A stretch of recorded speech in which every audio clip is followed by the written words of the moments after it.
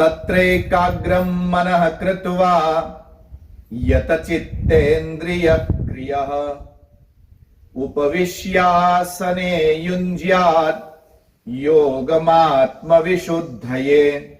और उस आसन पर बैठकर तथा मन को एकाग्र करके चित्त और इंद्रियों की क्रियाओं को वश में किया हुआ अंतःकरण की शुद्धि के लिए योग का अभ्यास करें।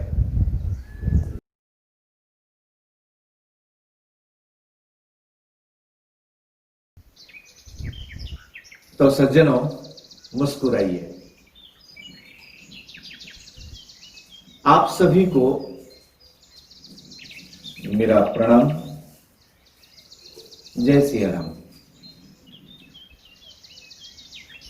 कन्या गुरुकुल के लाभार्थ मानवता मिशन द्वारा आयोजित इस आत्मसंयम चिंतन सत्र में आपका स्वागत है।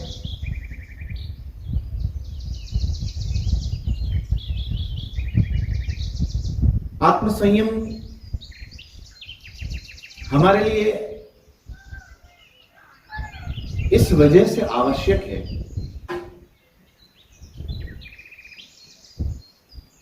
कि भौतिक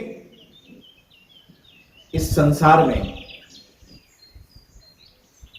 हमारे विचार, हमारी वृत्तियां, हमारे संकल्प बिखरते रहते हैं, बदलते रहते हैं, छिन्न भिन्न रहते हैं। कभी हम किसी पदार्थ के अंदर अपने सुख को तलाशते हैं, तो कभी हम किसी और संबंधों में, किसी और व्यक्ति के अंदर हम अपने सुख को तलाशते रहते हैं। कभी एक मकान बांधकर उसके कमरे में बैठकर शांति का अनुभव लेने की सोचते हैं, तो कभी उसी कमरे से भागकर किसी जंगल में, किसी एकांत गुहा में बैठकर शांति को टटोलने का प्रयत्न करते हैं। यह आवश्यक नहीं है कि हम जिसको शांति समझकर बैठे हैं, जहां पर हमें शांति का अनुभव होता है, वो शांति हमारे लिए शाश्वत शांति हो। शाश्वत शांति नहीं भी हो सकती है।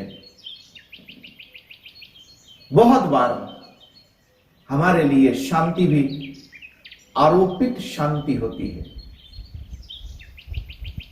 और उस आरोपित शांति के द्वारा जिस प्रकार एक शराब पिया हुआ व्यक्ति कुछ समय के लिए उसके नशे में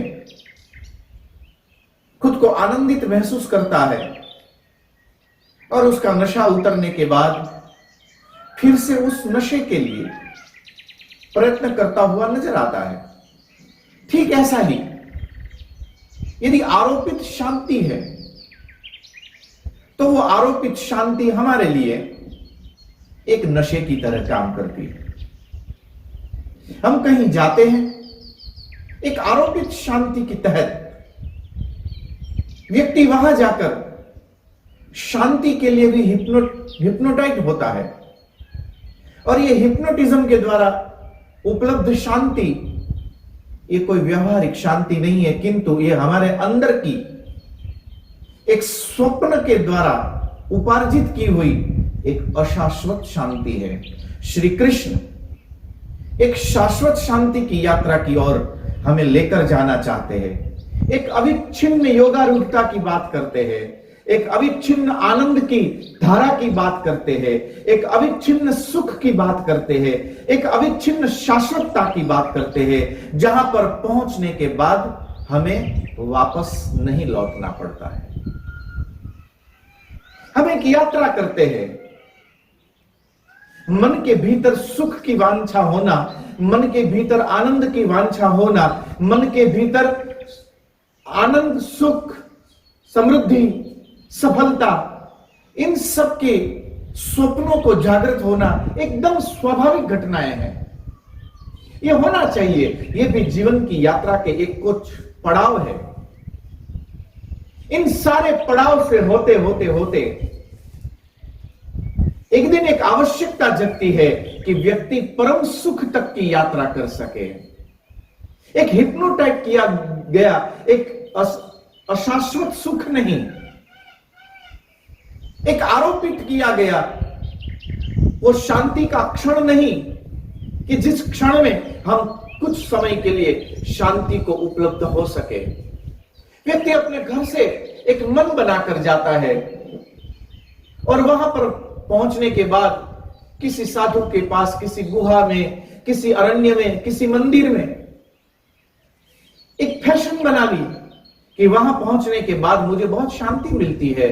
2 लोगों ने 4 लोगों को बोला, 4 लोगों ने 6 लोगों को बोला, 6 लोगों ने 12 लोगों को बोला, और इस प्रकार बोलते बोलते एक समाज का वर्ग हिप्नोटाइज होने लगता है। और ऐसे हिप्नोटाइज लोग जब इकट्ठा हो जाते हैं तब वहां पर यदि वो एक दूसरे के सामने मुस्कुराएं तो उनके मुस्कुराने में भी उनको शांति का अनुभव होने लगता है। यदि कोई व्यक्ति वहां से गुजरे तो उनके गुजरने से उनको शांति का अनुभव होने लगता है। यदि एक वहां की डाल का पत्ता भी हिलता है तो उस पत्ते के हिलने में भी उनको शांति का अनुभव होने लगता है। ये सारा शांति का जो पूरा खेल है, ये पूरा खेल आरोपित शांति का खेल है।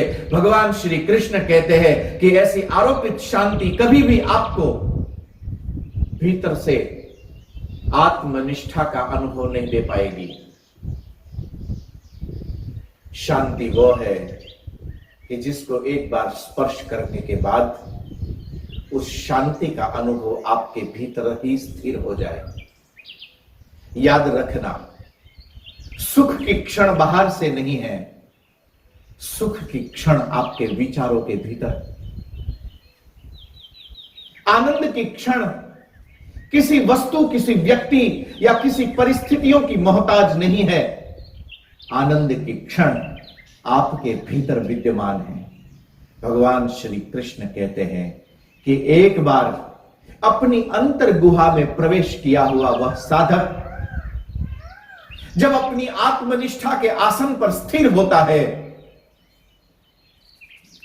उनके स्थिर होने से आनंद के महासागर उसके चित्त के भीतर हिलोरा लेने लगते हैं। भगवान श्री कृष्ण कहते हैं कि परम सुख, एक शाश्वत आनंद, एक शाश्वत शांति, ये जो जीवन की परम उपलब्धि है, जिसे छूने के लिए, जिसे उपलब्ध होने के लिए हम भौतिक रूप से, हम सामाजिक रूप से, हम आत्मिक रूप से, हम दैहिक रूप से, हम दैविक रूप से, हम आध्यात्मिक रूप से सतत जिसके लिए प्रयत्नशील है, एक मजेदार बात है कि एक ऐसी खोई हुई चीज को बाहर टटोल रहे हैं जो कभी बाहर खोई ही नहीं थी। जैसे एक कोई बूढ़ी मां अपनी झोपड़ी के बीच में अपने किसी फटे कपड़े को सिलती हुई, वो वहां अपना कपड़ा सिल रही है, उतनी देर में उसकी झोपड़ी के भीतर जो एक दीपक जलाया था, जिसके प्रकाश में वो काम कर रही थी, हवा के झोंके के साथ वो दीपक बूझा और दीपक के बूझते ही उस पर ध्यान गया। धागे में पूरी हुई सुई वो धागा छोड़कर बाहर निकल गई। क्या हुआ? उतने में हाथ से वो सुई भी छूट गई। अब उस बूढ़ी औरत के मन में चिंता बैठी कि अंधेरा हो गया है, अब मैं ये कपड़ा तो नहीं सिल पाऊंगी, चलो आराम ही कर लेते हैं। किंतु दिक्कत है कि रात्रि में कभी उठना पड़ा और मेरा पैर यदि उस सुई के ऊपर गया तो रात को वो सुई लग सकती है, इसलिए उस सुई का ढूंढना बहुत जरूरी है। बहुत सोचा। झोपड़ी के बाहर चंद्रमा का प्रकाश रास्ते पर बिखरा हुआ था। बूढ़ी औरत बाहर निकली और रास्ते में चांदनी के प्रकाश में उस खोई हुई सुई को ढूंढने लगी। दो लोग आए, बूढ़ी औरत है, कब तक ढूंढेगी, लाओ हम ही ढूंढ देते हैं। वो उनको मदद करने लगे कि कोई कीमती सामान होगा। काफी देर तक सब ढूंढते रहे। फिर किसी एक युवान ने उस औरत को पूछा कि अम्मा क्या ढूंढ रही हो? बोले सुई गिरी थी, डर है कि कहीं लग न जाए इसलिए ढूंढ रही हो। दूसरे युवान ने पूछा कि अम्मा थोड़ी जगह बताओ कि कहां गिरी थी ताकि उतनी जगह को और अच्छे से हम देखें। बूढ़ी औरत ने कहा कि सुई तो मेरी कुटिया के भीतर गिरी थी। हमारा भी ऐसा ही है कि हमारी शांति, हमारा सुख, हमारा आनंद, ये सब कुछ हम खो चुके हैं अपने भीतर। और मजेदार बात है कि इसको ढूंढते हैं अपने बाहर। भगवान श्री कृष्ण योग की इस विधा को बताते हुए निज बोध की बात करते हैं, आत्मचिंतन की बात करते हैं, स्व विवेक की बात करते हैं। जिसका विवेक जागृत हो गया, जिसने खुद को पहचान लिया, जो खुद के पास आ गया, जो अपनी स्वनिष्ठा के भीतर शाश्वत होकर स्थिर हो सका, जिसने अपने आप को पहचान लिया, जो इस भीड़ को, जो व्यर्थ की भीड़ है, ये मेरा, ये पराया, इस मेरे तेरे की भीड़ को अब जिसने अपने मन से बाहर निकाल दी है। चातुर्मास की उपलब्धि यह है कि इस साधना को करते करते हम स्व विवेक के नजदीक चलते चले जाएं। यह कोई त्याग की बात चर्चा नहीं है, यह कोई वैराग्य की चर्चा नहीं है। त्याग और वैराग्य बहुत दूर की कौड़ी है। त्याग और वैराग्य तक की यात्रा करने के लिए सबसे पहले जरूरी है कि हमें निजबोध हो। हम अपनी शक्तियों को, हम अपनी अवस्थाओं को, हम अपनी अवस्थितियों को ठीक से समझ सके, पहचान सके, पकड़ सके। बहुत लोगों के पास जाकर बैठ लिए, उन सब के पास बैठने के बावजूद भी कुछ क्षण के लिए उनकी साधनाओं के कारण हम कुछ हिप्नोटाइज जरूर हुए। छोड़िए ये सब बार बार ये बाहर से हिप्नोटाइज होने की ये विधाओं को। आइए प्रवेश करते हैं भीतर, अपनी अंतर गुहा के अंदर। स्थिरमासनम उत्तमम, अपने हृदय मंदिर के भीतर, अपने आत्मलिंग के सामने, अपने भीतर के शिवत्व के सामने एक बार खुद को प्रस्तुत करके देखते हैं।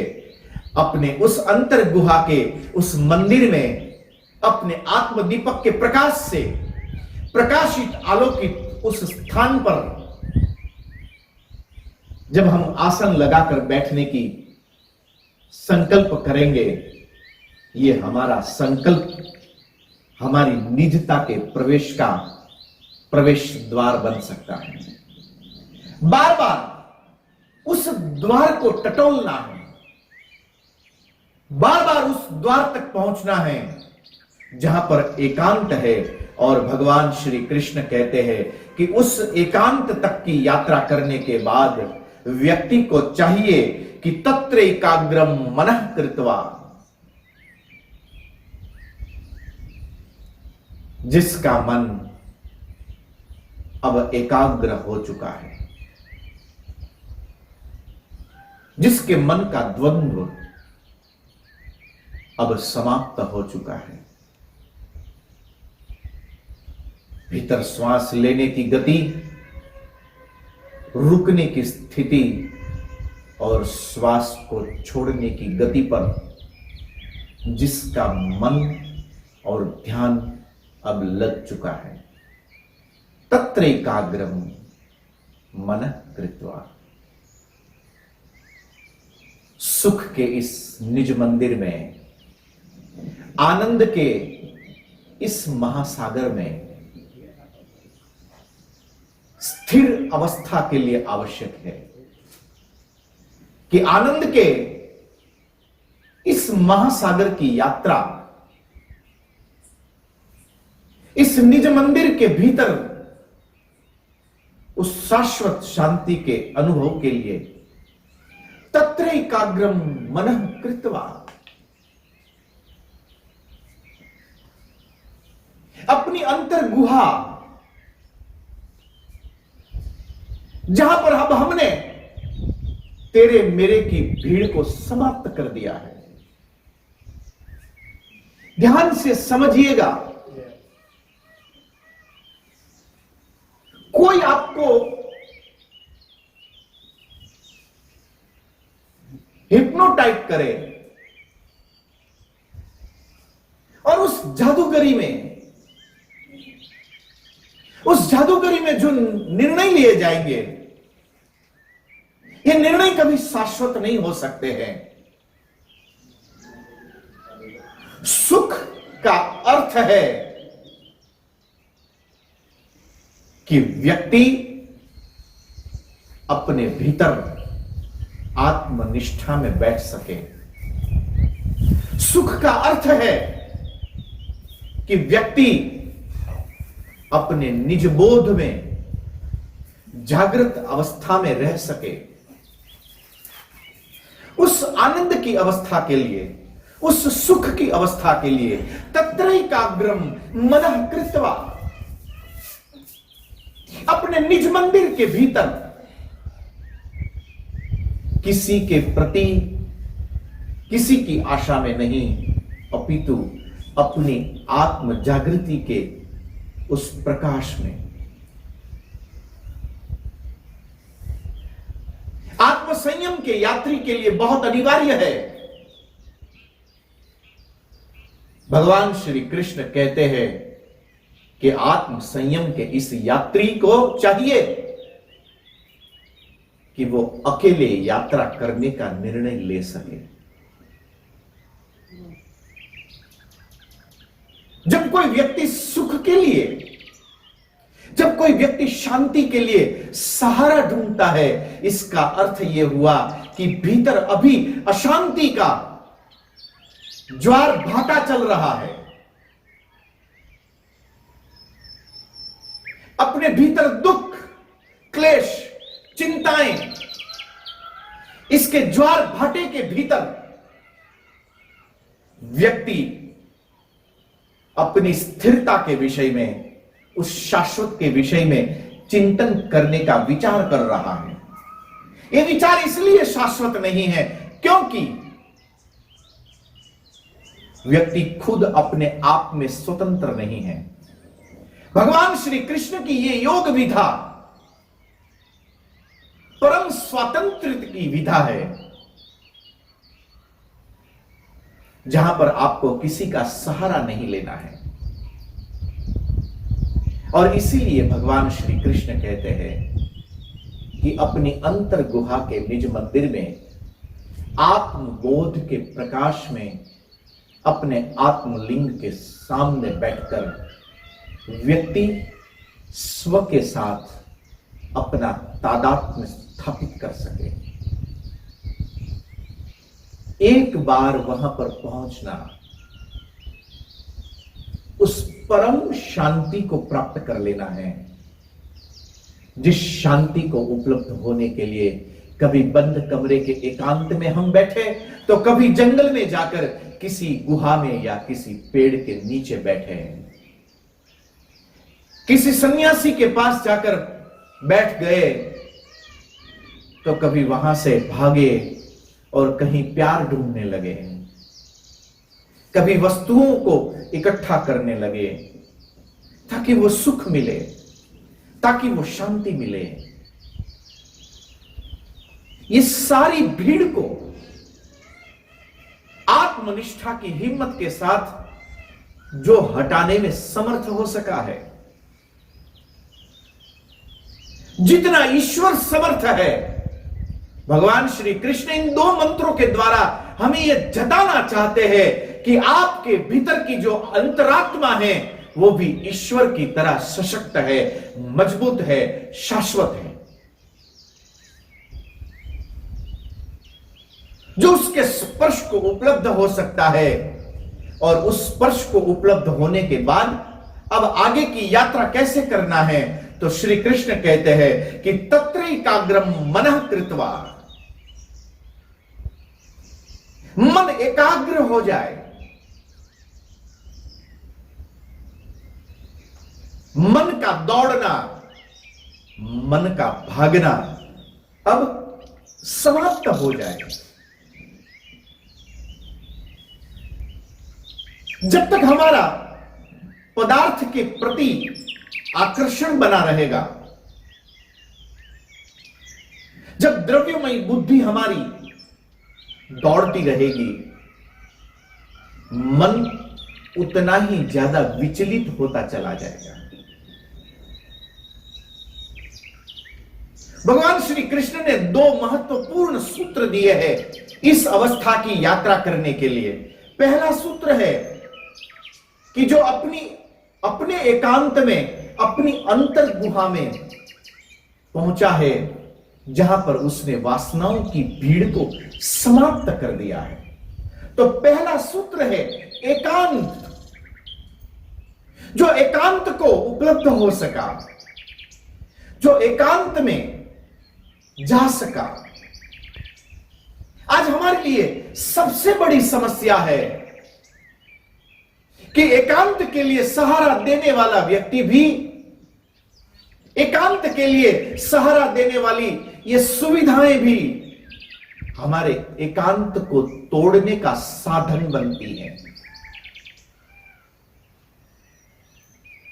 किसी को पूछा जाए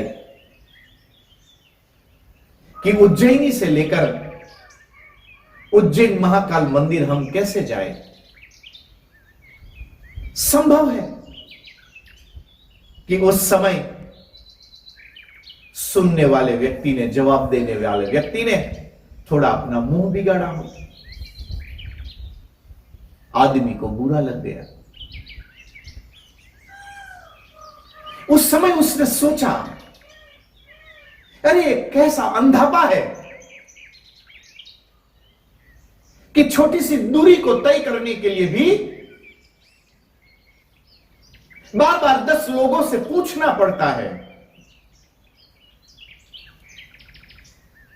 कोविड-19 का समय है ये।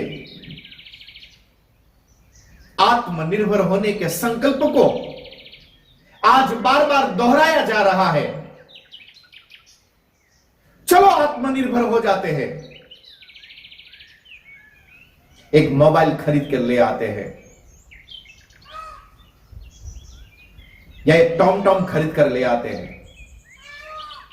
एड्रेस डालो, क्लिक करो, अब वो आपको रास्ता बताता रहेगा। डिवाइस अच्छी है, पर शायद हमारी योग्यता इस प्रकार की व्यवस्थाओं को रखने के लिए लायक नहीं है, क्योंकि अब हमारे भीतर निरीह अंधापा और उस अंधापे का दरवाजा खुल चुका है। अब जब तक जेब में मोबाइल नहीं है, अब जब तक गाड़ी के डैशबोर्ड पर टॉम टॉम नहीं है, तब तक संभव है कि हम अपने घर का भी रास्ता ढूंढ न पाए। दूसरे का तो एड्रेस पूछो ही मत। अब रास्ता पूछने के लिए, अब रास्ता तय करने के लिए डैशबोर्ड पर टॉम टॉम का होना बहुत जरूरी है, जेब में मोबाइल का होना बहुत जरूरी है। जो एक छोटी सी डिवाइस के बगैर अपने गंतव्य का एड्रेस तक न ढूंढ पाते हो, ये उन लोगों के लिए संदेश है कि तत्र एकाग्रम मनः कृत्वा। भगवान श्री कृष्ण कहते हैं कि जो छोटी छोटी डिवाइस के उसके प्रति जो निर्भर हो चुके हो, जो खो चुके हो, ऐसे लोगों को आत्मनिष्ठा पर वापस लौटना बहुत अनिवार्य है। और इस अनिवार्यतम यात्रा को भगवान श्री कृष्ण ने दो महत्वपूर्ण सूत्र के साथ जोड़कर बांध कर रखा, और उसमें से पहला सूत्र है एकांत। जो एकांत में जाने की हिम्मत कर सका, जिसने राग द्वेष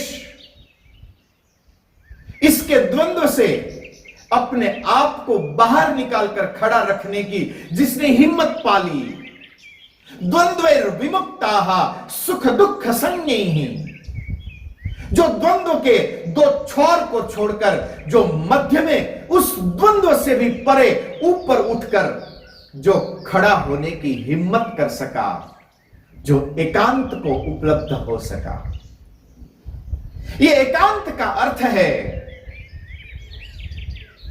कि जिसने व्यक्ति के प्रति जो संबंध की दुनिया है, जो हमारे द्वारा व्यक्तियों में, विभिन्न व्यक्तियों में संबंधों को जो हमने आरोपित किया है, उन संबंधों की सीमाओं को देखते हुए उससे भी ऊपर उठकर उन संबंधों का दर्शन करते हुए उनको स्पर्श किए बगैर जो अपनी आत्मनिष्ठा तक की यात्रा कर सका, समझ लो कि उसने एकांत को उपलब्ध किया। और ऐसे एकांत की अवस्था में व्यक्ति को क्या करना चाहिए? तब भगवान श्री कृष्ण कहते हैं कि तत्र एकाग्रम मनः कृत्वा, मन को एकाग्र करके, मन को शांत करके, उन सारे द्वंद्व से परे होकर जो अपनी आत्मनिष्ठा में अपने भीतर जो स्वयं को स्पर्श कर सका हो।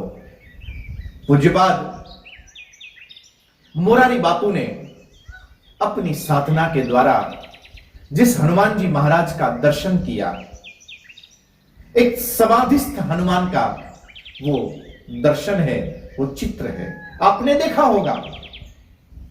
पद्मासन में बैठे हैं, दोनों हाथ उनके इस प्रकार एक के ऊपर एक बैठे हैं, जिनकी रीढ़ की हड्डी एकदम सीधी है, टट्टार, जिनका मस्तक एकदम स्थिर है।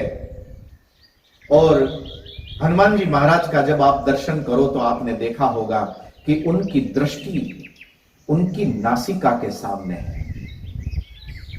बहुत बार आप कथाओं में, पूज्य बापू की कथाओं में पहुंचे होंगे और उस समय आपने उस हनुमान जी महाराज के दर्शन भी किए होंगे, पर हो सकता है कि आपने मनोकामनाओं के आधार पर उसका दर्शन किया हो, कभी उस सूत्र के साथ उस हनुमान जी के दर्शन न किए हो। एकांत का अर्थ है कि जिसकी आंखें न पूरी बंद हुई हो, जिसकी आंखें पूरी न खुली हुई हो, जिसकी आंखें अपनी नासिका के सन्मुख स्थिर हुई हो, जिसकी आंखें उस अधखुली रह सके और नासिका के साथ स्थिर हो जाए, ऐसी नासिका के साथ स्थिर हुई आंखों के साथ जो समाधिस्थ हो सका, समझ लो कि उसने अपने मन को एकाग्र कर लिया। तो सज्जनों, आज का अभ्यास है आपके लिए, जब भी बैठे, सीधे बैठे, अपने दोनों हाथों को इस प्रकार अपनी गोद में, मस्तक सीधा हो, न आंखें बंद, न आंखें खुली हो, नासिका के अग्रभाग पर आपके दर्शन हो, और उस प्रकार दर्शन करते हुए आपकी साधना का जितना समय आप साधना में बैठ सको, उतने समय के लिए आप अपनी साधना को बनाए रखें। इसका समय बढ़ाते चले जाएं, इस साधना में बैठने का अर्थ है कि आपका एकांत सिद्ध होता चला जाएगा। उस शाश्वत सुख, उस परम आनंद, उस परम शांति की इस यात्रा में आप अब अग्रसर हो सके, इसी शुभकामनाओं के साथ आगे की इसकी विधाएं कैसे रहेगी और किस प्रकार हम अपने एकांत की इस यात्रा को, अपने इस आत्म चिंतन की इस यात्रा को कर सके, एतदर्थ पुनः आपसे मिलने की आकांक्षाओं के साथ आप सभी को मेरा प्रणाम। जय सिया राम। सज्जनों, मुस्कुराते रहना।